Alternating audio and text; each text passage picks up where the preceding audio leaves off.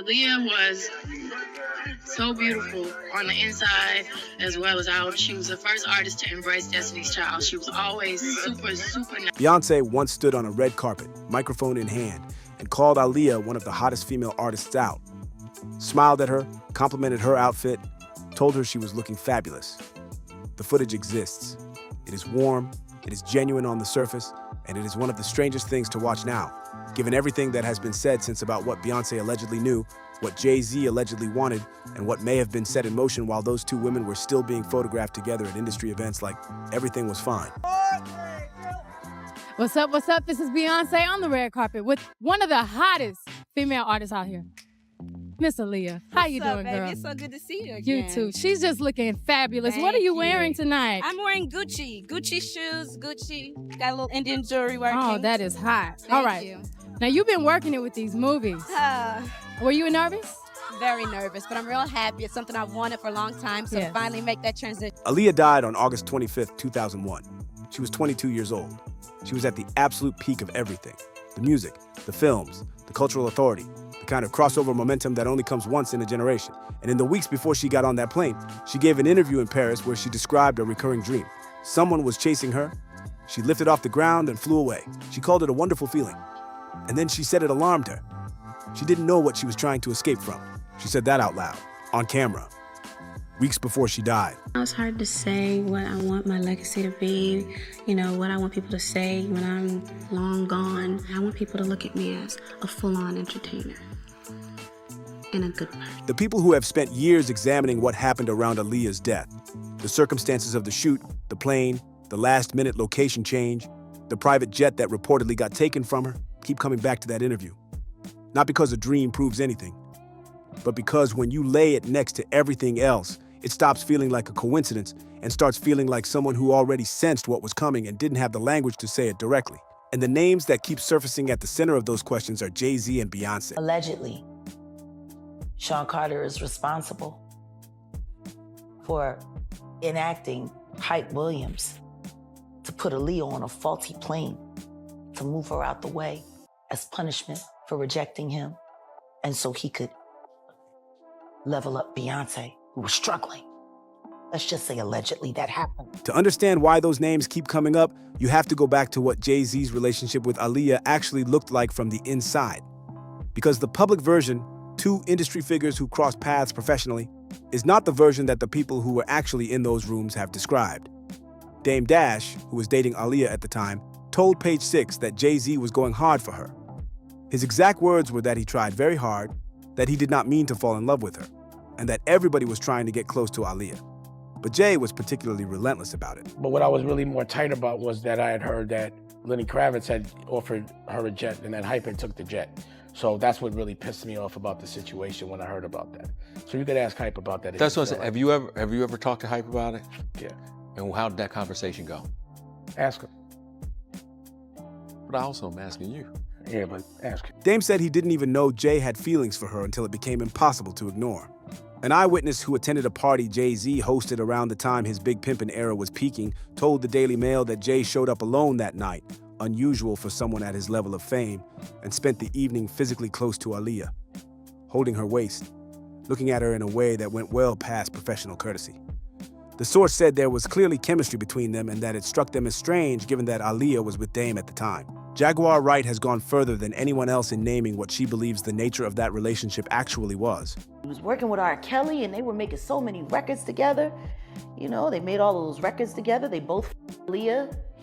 They shared so much in common. Claiming that Jay-Z and Aaliyah were physically intimate, that the connection between them was real and significant, and that it existed inside a web of industry relationships that included R. Kelly, who had his own documented and deeply disturbing history with Aaliyah that began when she was a teenager. Dame Dash himself has said that one of his major points of conflict with Jay-Z was his continued professional relationship with R. Kelly, that he could not understand how someone who knew what R. Kelly had done to Aaliyah could keep working with him, keep making records with him, keep putting his name next to his. I had forgotten that about what happened to Aaliyah. Right, exactly. I mean, I didn't think about that, but yeah, it's like here is this guy who was in love with this girl, and now your business partner is doing a project on your label with a guy that essentially raped.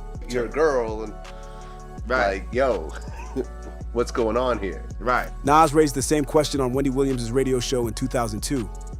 He said directly that Jay-Z had to have seen what was happening around R. Kelly, that you couldn't be in those studios, at those sessions, around that circle and not know.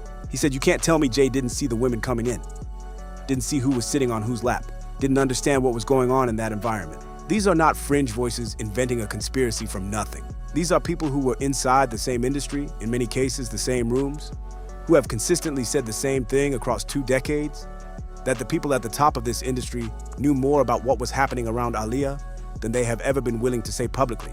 And Beyonce's name sits inside that conversation in a specific way that has never been fully addressed. The theory that has circulated for years, and that gained significant new traction in the post-Diddy environment, where the public's appetite for accountability from powerful industry figures is higher than it has ever been, centers on the idea that Aaliyah and Beyonce were on a collision course that only had one possible resolution, that the industry, at the level these women were operating, had room for one dominant black female voice, that Aaliyah, at the time of her death, was the more established, more critically celebrated, more culturally authoritative of the two, that Beyonce's solo career was in an uncertain place.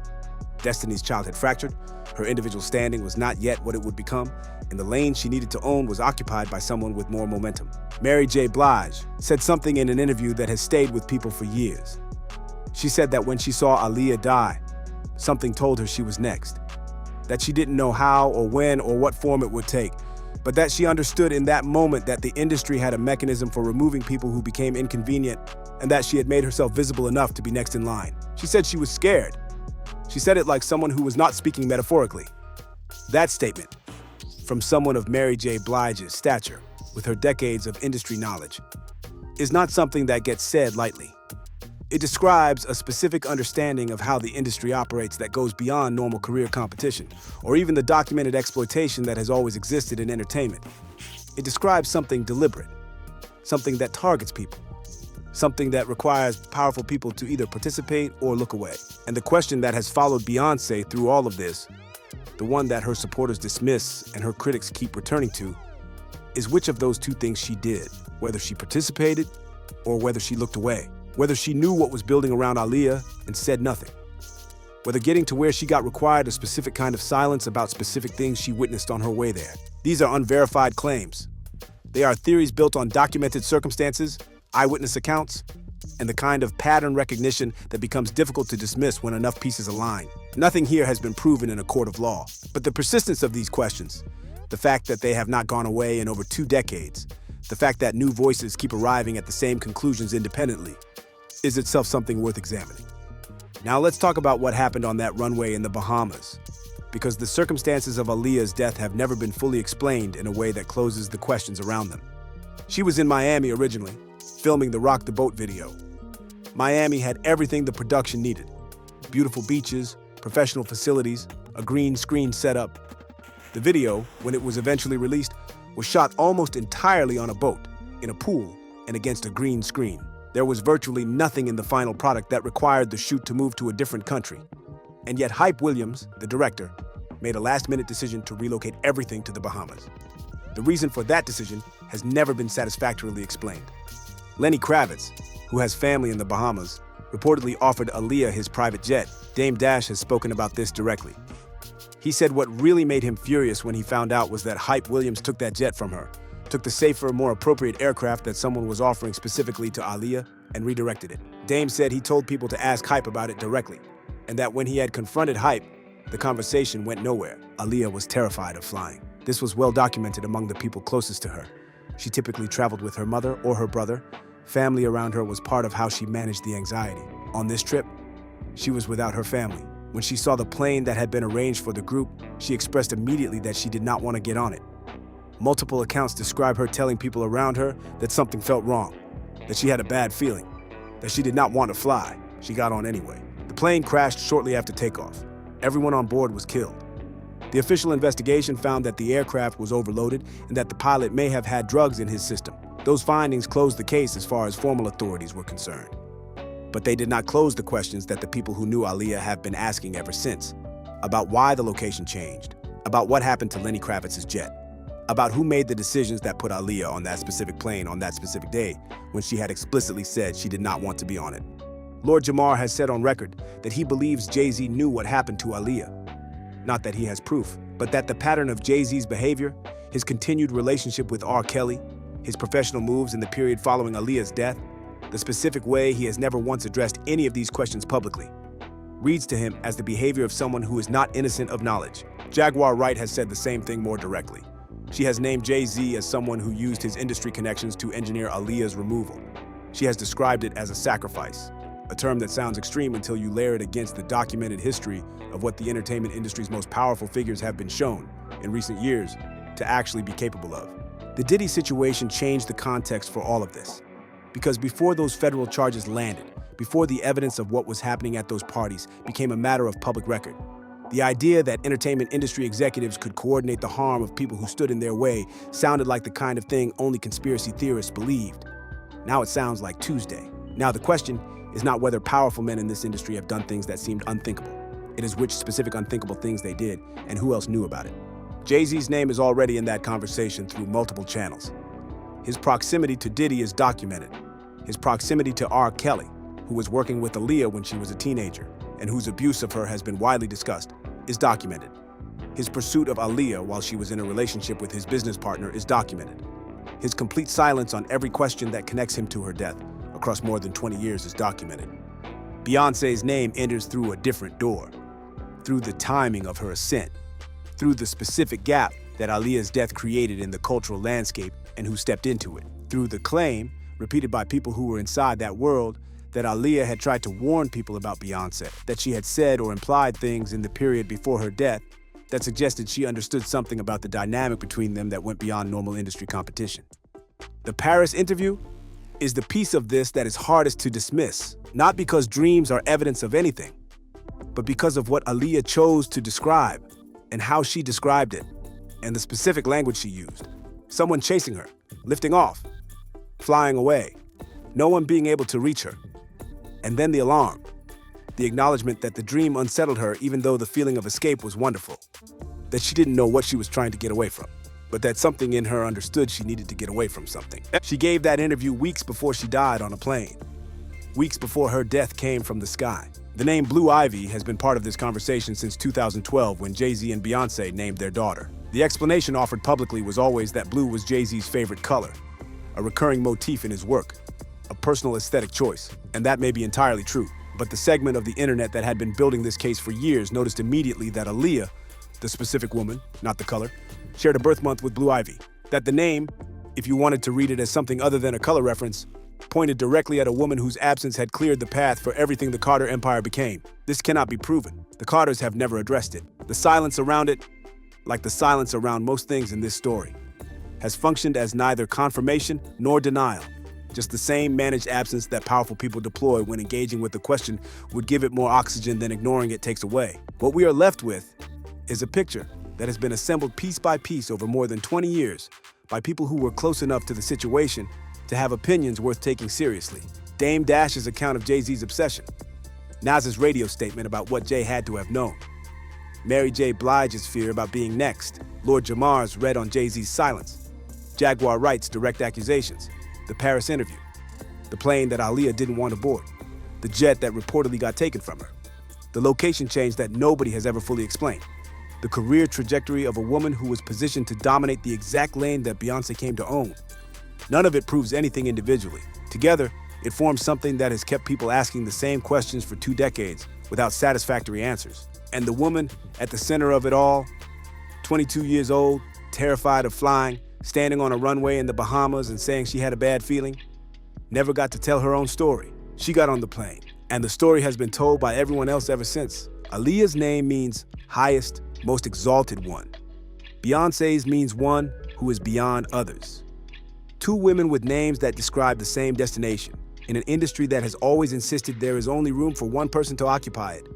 Whether anything deliberate was done to resolve that tension, whether powerful people made choices that ended one story so another could continue, is the question that has never been answered and may never be answered in any official way.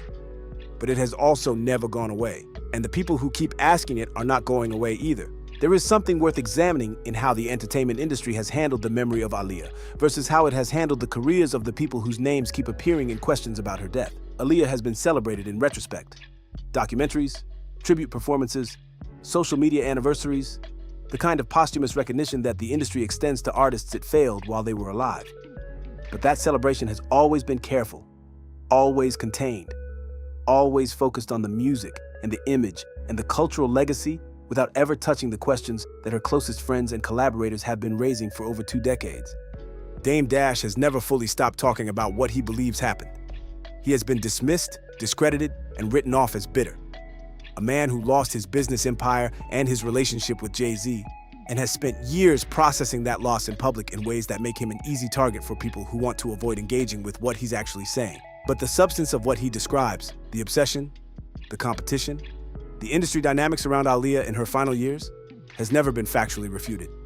It has only been ignored by people with enough institutional power to make ignoring it the default response. Jaguar Wright operates in the same space.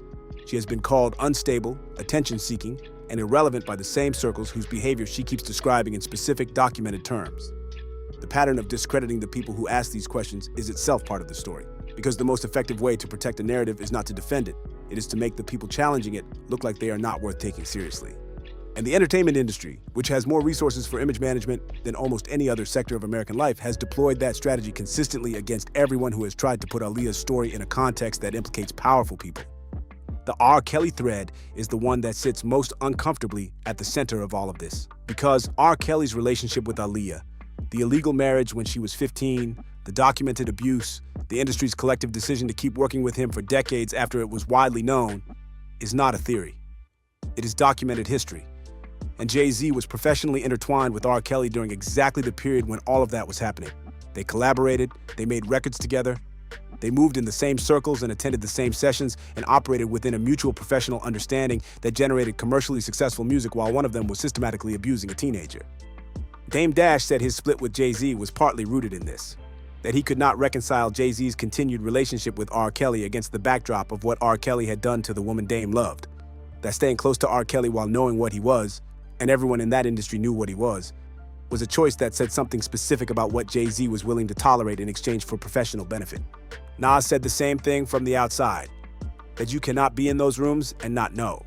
That proximity to that operation came with a specific kind of knowledge that nobody who had it got to claim they didn't have. What all of this points toward, what the converging accounts of Dame, Nas, Jaguar, Lord Jamar, and Mary J. Blige collectively describe, is an industry environment in which powerful men made decisions about women's bodies, women's careers, and women's safety with a level of impunity that the public is only now beginning to fully reckon with. Diddy's arrest cracked open one part of that world. R. Kelly's conviction cracked open another. And the questions around Aaliyah's death sit in the space between those two established realities, pointing at a third chapter that has never been fully told. The Paris Dream interview is the emotional center of everything. Not because it proves anything. Dreams are not evidence. And Aaliyah herself said she didn't understand what the dream meant, but because it captures something true about what it feels like to be a young woman in an industry that is consuming you, surrounded by men whose intentions you cannot fully read, carrying knowledge about your own circumstances that you cannot fully articulate to the people around you. She described wanting to escape without knowing from what. She described flying away and feeling free, and then being alarmed by the feeling itself. She was 22 years old. She had been navigating that industry since she was a teenager. She had been in R. Kelly's orbit since she was 15. She had been pursued by Jay-Z while dating his business partner. She was at the peak of her career, and she was describing, in a Paris hotel room, a recurring dream about someone chasing her. Weeks later, she was gone. The least the culture can do, the minimum obligation to a woman whose story has been managed and contained and redirected for over 2 decades, is keep asking the questions that the people with the most to lose from answering them have worked very hard to make go away. So here is where this lands. Aaliyah warned us in that Paris interview that something was chasing her. She described wanting to fly away from something she couldn't name. She died weeks later on a plane she didn't want to board, after a location change nobody has adequately explained, after a private jet that was offered specifically for her was reportedly taken from her. And the people whose names keep surfacing in the questions around her death have maintained a silence about all of it that has lasted more than 2 decades. And do you think the circumstances of Aaliyah's death have ever been fully explained? And do you believe that the people who were closest to the industry power structures around her, the people whose careers and legacies benefited most directly from the lane her death created, knew more than they have ever said publicly? Drop your honest take in the comments, because this is one of those conversations that the culture keeps having because it has never been resolved, and it deserves to be had with the full weight it carries. If this is the kind of deep dive you come here for, hit that like and subscribe. We are nowhere near the end of this one.